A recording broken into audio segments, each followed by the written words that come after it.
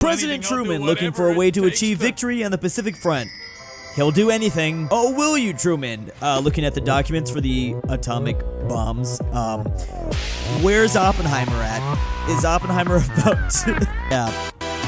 I guess he really will do anything. Gundam style? Oh, Oppenheimer style, I see. Operation Savannah, which took place between 1975 and 1976. We're obviously talking the Cold War era here. Let's go. In and out, 20-minute adventure in Angola. Cut to only a couple months later. The Soviets only sent 11,000 troops. Meanwhile, Cuba sent over 300,000. Also with 1,000 tanks, 600 armored vehicles, and 1,600 artillery pieces. Then we have Angola themselves with about this many. Here are their supporters. Here is South African casualties. USSR and Eastern European advisors as they tick up every year. Nearly 70,000 Angolans became amputees as a result of landmines. 800,000 casualties also. Meanwhile, 4 million displaced. Meanwhile, this chart in the background, Soviet bloc military agreements and deliverables. As you can see, they delivered a lot. I mean, I can't really see that much because Rick is here, but this is one of those Cold War L's the US took that not a lot of people talk about. The West didn't just lose in Vietnam. Cuban intervention in Africa, not just Angola, but also Ethiopia, is legitimately one of the most fascinating and bat poop unbelievable chapters in the entire Cold War. And there's a reason why there's so many memes talking about this. It did not, in fact, last 20 minutes. It actually lasted for more than a decade. Keep in mind, there were multiple communist nations in Africa during the height of the Cold War. And yes, Angola was one of them. POV, German staff officers walking into a random building after capturing Kyiv, 1941. So we're obviously talking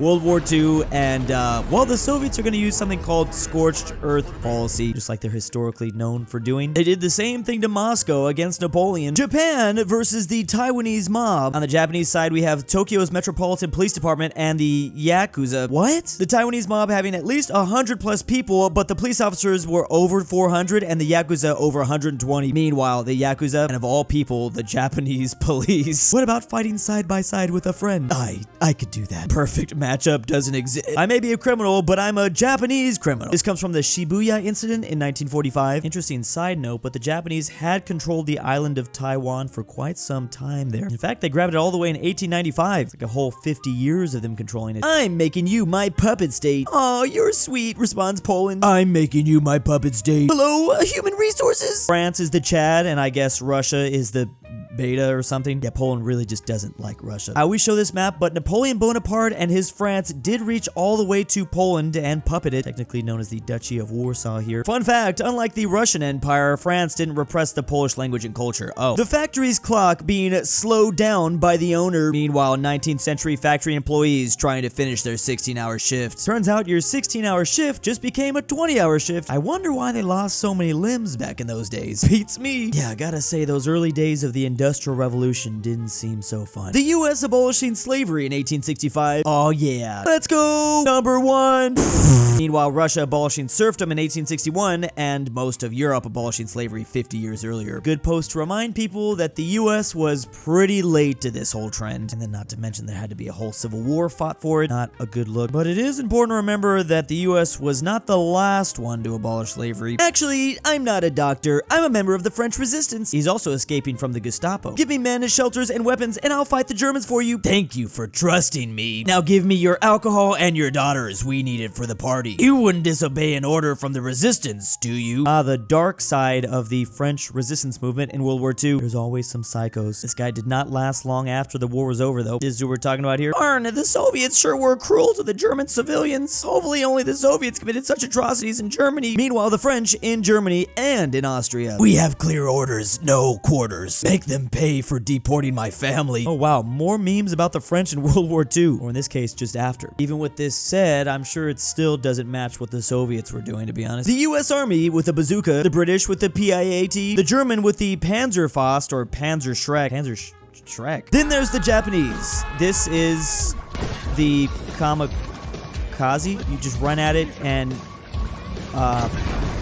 wait a second. He survived that? Well, I'm glad this is a part of this gameplay. That's cool. By 1945, American, British, and German infantry were equipped with man-portable anti-tank weapons. The Japanese, however, came up with the lunge mine, which was just a 150 centimeter stick. It's probably not survivable. Did you say that the Ottomans and the Germans are in trenches? Oh god! Meanwhile, Grandpapa remembering the Maori vicious defending in the trenches. I don't even want to imagine what the Maori people were doing in the trenches. Those would be some pretty big, scary dudes. This is obviously a conflict that took place in New Zealand before the British British conquered it, the Maori also used a similar tactic, I guess. I'm taking you to watch a man's back being split open and his lungs pulled out of his body. Some Scandinavian girl in the year 800 to 1000 AD. And she couldn't be happier. It used to be so much easier back in the day. I'm not gonna go into too many details about this, but yeah, the Scandinavians or the Vikings had some pretty crazy torture methods. Tanned, young, healthy, touches grass, works out. Achilles' skin was said to darken when his mother used magic to strengthen him, so no, she didn't Netflixed him. Meanwhile, this pale, old, doesn't lift, stays at home, and it's okay for a philosopher or an artist, at least it doesn't work for the fields. When stripped of their clothes, Persian soldiers were once described as having white, weak bodies. Well, this was the twist I never expected. Achilles on one side and the Persians on the other. The Greeks saw tanned skin as masculine and pale skin as feminine.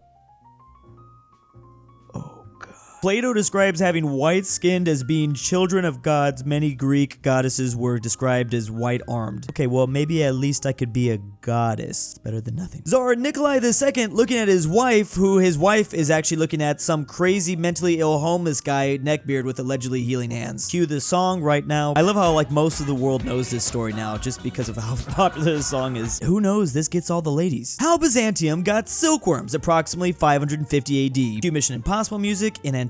Here they are in China. Here they are in Persia. My emperor, we bring you these sticks from China. Oh, sweet. We're gonna be rich. Seems pretty simple when you put it that way. Legend says silkworms were brought here by two monks who stole the eggs from China and hid them inside bamboo poles. Sticks worth more than gold. Now it makes sense. King Pyrrhus dying of a tile through his head. I'm too weak. Meanwhile, 50 Cent after being shot 9 times. Never thought I'd be talking 50 Cent right now, but this is cool. He did in fact get shot 9 times. Crazy how the human body works, isn't it? Or in this case, how it doesn't. America before the Revolutionary War. America after the Revolutionary War. If France didn't decide to help. And you're not gonna get any disagreements from me. I always try to give France credit when it comes to this. France, and then to a lesser extent, Spain too. So just be careful who you make fun of in high school. I don't know if that technically makes any sense, but be careful who you make fun of during World War II. I love how everyone just kind of got together to say, frick Great Britain. Yugoslavia in ruin and no money. Gets genius idea. Starts massively taking loans from the IMF. Because capitalism will collapse in the future. It's basically free money. Inject all the IMF loan money into the economy. Yugoslavia starts booming and standard of living rapidly goes up. No one gets suspicious as to how one of the poorest countries in Europe can suddenly get this level this fast. Continue taking loans, trust the plan. Breaking die. Capitalism status, still alive. Entire economy implodes in on itself. Country collapses. All remaining debts split among the new countries. Still considered a great visionary and leader and worshipped by old people. Politicians got all the blame. Absolute legend because everything didn't collapse until after he passed away. Tito was a genius leading Yugoslavia, wasn't he? Talk about beating the system. And he got out before this whole mess happened. Reagan calls the USSR an evil empire. Also Reagan with the leader of the evil empire. He sure was buddy-buddy. Look at that. These two were besties. It's kind of a miracle. Guess it was all a part of his plan. Look, just because you're ideologically opposed to each other in almost every respect doesn't mean you still can't be friends. The campaign of 24. At least 1924, that is. First we have Calvin Coolidge, which is pretty much not gonna say anything here. Then there's John W. Davis, who doesn't like the Klan and loves states' rights. Finally, there's Bob here. Bob, let's talk about progressivism. That is probably not going to go well, but which message will resonate with voters most? I guess he didn't even have to say anything. Less than 50% of eligible voters even turned out anyways. He wins by doing absolutely nothing. Meanwhile, the Revolutionary War for America and their casualties be like, we obviously have the US versus Great Britain in the old 13 colonies. Strength 10,000 versus 6,700. Casualty and losses 30, the other side 38. Great Britain, the strength 20,000 men versus 64 taking casualties. In this battle, 1,800 British, only 19 oofed. United Colonies 1,200, only 84 hoofed. I'm always surprised at how small these numbers are whenever I look into them. Like, there were just so many more battles from like ancient history that were 10 times bigger. Yeah, this is basically what it comes down to. Muskets be like 100 shots fired, 2 dead. Believe it or not, these were not that accurate of a weapon. Hey kid, which national football team do you support here? Greece! These two, look at them in the 2004 Euro. One of the great Cinderella stories right here. They actually won the championship, beating the runner-up Portugal when that Euro took place in Portugal. Many consider that one of the greatest football upsets in history, if not the greatest. Big ol' thanks to my patrons. Drew's Argentinian grandpa. Lucas, the Canadian Goose from Avoca. Drew har förvisats från Sverige för brottet att vara dans. Amateur Archaeology. Sarsath. Carmel S. DaBeautiful-MEGAN-Underwood. Fredrik your dad back with the milk. Look out, InquisitorXarius. Sebby, if you hear this, Tambre.